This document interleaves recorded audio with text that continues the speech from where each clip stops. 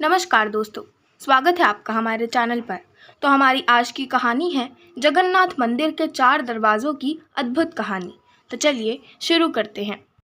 जगन्नाथ मंदिर के 4 दरवाज़ों की कहानी और 22 सीढ़ियों का रहस्य क्या है, आइए जानते हैं। जगन्नाथ धाम यानी कि धरती का बैकुंठ ओडिशा में जगन्नाथ धाम के चारों द्वार खुल गए हैं। कोरोना महामारी के बाद से श्रद्धालुओं को एक ही द्वार से मंदिर में प्रवेश करना पड़ता था, जिससे भीड़ और परेशानी होती थी।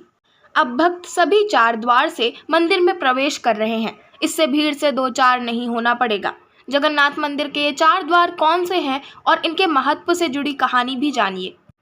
जगन्नाथ मंदिर के 4 द्वार कौन कौन से हैं? जगन्नाथ मंदिर के बाहरी दीवार पर पूर्वी, पश्चिमी, उत्तरी और दक्षिणी 4 द्वार हैं। पहले द्वार का नाम सिंह द्वार, शेर का द्वार।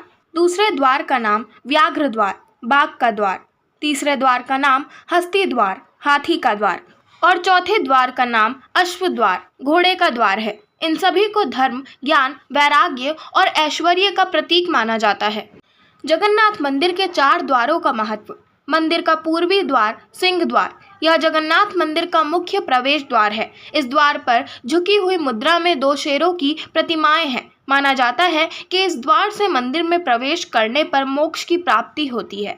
मंदिर का पश्चिमी द्वार व्याघ्र द्वार, जगन्नाथ मंदिर के इस प्रवेश द्वार पर बाघ की प्रतिमा मौजूद है। यह हर पल धर्म के पालन करने की शिक्षा देता है।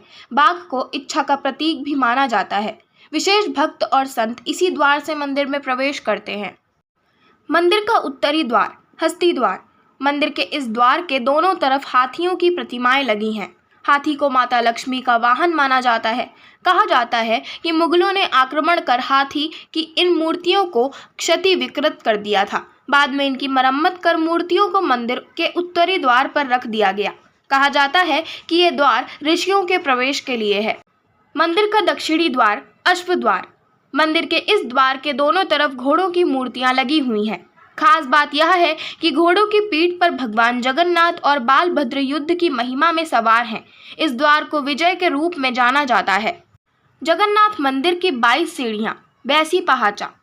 पुरी के जगन्नाथ धाम मंदिर में कुल 22 सीढ़ियां हैं। ये सभी सीढ़ियां मानव जीवन की 22 कमजोरियों का प्रतीक हैं। धार्मिक मान्यता के मुताबिक ये सभी सीढ़ियां बहुत ही रहस्यमयी हैं।